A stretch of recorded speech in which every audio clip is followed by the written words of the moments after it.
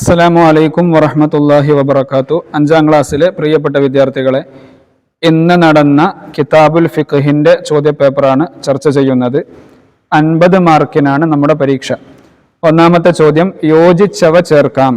താഴെ ബ്രാക്കറ്റിൽ ഉത്തരങ്ങൾ ഇവിടെയുണ്ട്. നമ്മൾ ശരിയായ ഉത്തരങ്ങൾ യോജിച്ച സ്ഥലത്തേക്ക് എടുത്ത് എഴുതിയാൽ മതി. എന്തെല്ലാമാണ് ഇവിടെ കൊടുത്ത ഓപ്ഷൻസുകൾ? മൻദൂബ്, നിസ്കാരം, നിബന്ധനയാണ്, ഒരു ദിവസം, വുളൂ അനിവാര്യമാണ്, ഹലാല് എന്നീ ഓപ്ഷനുകൾ ഇവിടെയുണ്ട്. ഇനി താഴെയുള്ള ചോദ്യങ്ങൾ വായിക്കാം. ഒന്നാമത്തത്, നിസ്കാരം സഹീഹാവാൻ എന്താണ് അനിവാര്യം? വുളൂ അനിവാര്യമാണ്. അപ്പോൾ ഒന്നാമത്തത് വുളൂ അനിവാര്യമാണ്. 2, മുബാഹിന്റെ മറ്റൊരു പേര്. മുബാഹിന്റെ മറ്റൊരു പേര് എന്താണ്? ഹലാല് എന്നാണ്. 3ാമത്തത്, സുന്നത്തിന്റെ മറ്റൊരു പേര് മൻദൂബ്. മുസ്ലിമിന്റെ ശാരീരികമായ മഹത്തായ ഇബാദത്താണ് ഏത്? നിസ്കാരം. നമ്മുടെ ശരീരം കൊണ്ട് ചെയ്യുന്ന ഏറ്റവും ശ്രേഷ്ഠമായ ഇബാദത്ത് നിസ്കാരമാണ്. ഇനി 5ാമത്തത്, നജസിൽ നിന്ന് ശുദ്ധിയാവൽ നിസ്കാരത്തിന്റെ നിബന്ധനയാണ്. 6ാമത്തത്, ഹൈലിൽ നിന്ന് കുറഞ്ഞത് ഒരു ദിവസം. ഈ രൂപത്തിൽ ശരിയായ ഉത്തരങ്ങൾ എഴുതുകയാണ് വേണ്ടത്. ഇനി അടുത്തത്, ശരിയും തെറ്റും അടയാളപ്പെടുത്താനാണ്. താഴെയുള്ളത് ശരിയാണെങ്കിൽ ശരി അടയാളപ്പെടുത്തുക, തെറ്റാണെങ്കിൽ തെറ്റടയാളപ്പെടുത്തുക. ഒന്നാമത്തത്, ഓരോ വ്യക്തിക്കും നിർബന്ധമായതാണ് ഫർള് ഐന്. ശരി. ഫർള് ഐന് എന്ന് പറഞ്ഞാൽ ഓരോരുത്തർക്കും നിർബന്ധമായതാണ്.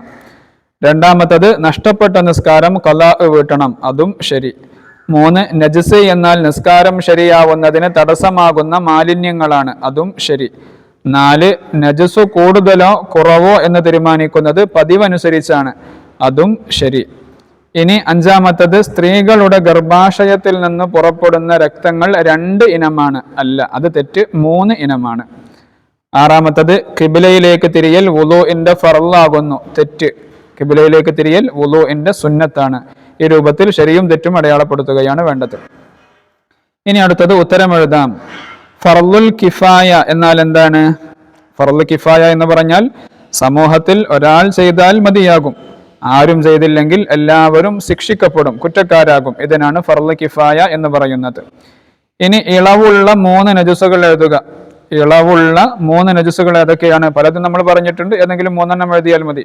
ഒലിക്കുന്ന രക്തമില്ലാത്ത ജീവിയുടെ രക്തം, ഇതുപോലെ കൊതുകിന്റെ രക്തം, ഈച്ചയുടെ കാഷ്ടം, അല്ലെങ്കിൽ വവ്വാലിന്റെ മൂത്രം, കാഷ്ടം, ഇതൊക്കെ ഇളവുള്ള നജസുകളുടെ ഉദാഹരണമാണ്. ഏതെങ്കിലും 3 എഴുതിയാൽ മതി. അടുത്തത്, പ്രസവരക്തം എന്നാൽ എന്താണ്? നിഫാസ് ആണ് പ്രസവരക്തം, നിഫാസ്.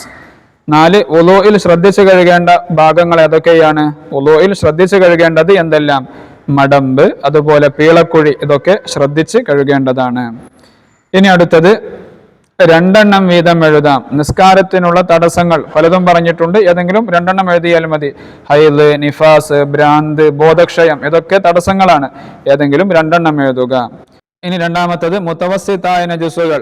മലം, മൂത്രം, മദിയ്, വദിയ്, ലഹരി ദ്രാവകങ്ങൾ ധാരാളം പറഞ്ഞിട്ടുണ്ട്. അതിലേതെങ്കിലും 2 എഴുതിയാൽ മതി.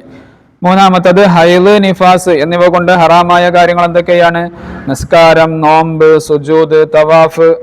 അപ്പോൾ ഏതെങ്കിലും 2 എഴുതിയാൽ മതി. ഇനി 5ാമത്തത് പൂർത്തിയാക്കാം.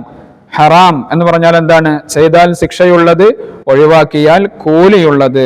ഇനി 2ാമത്തത്, ലഹരി ദ്രാവകങ്ങൾ സ്വയം സുർക്കയായാൽ ശുദ്ധിയാകും. 3ാമത്തത്, ഒരു വസ്തുവിൽ നജസുണ്ടെന്ന് ഉറപ്പില്ലെങ്കിൽ അത് ശുദ്ധിയുള്ളതായി പരിഗണിക്കാം.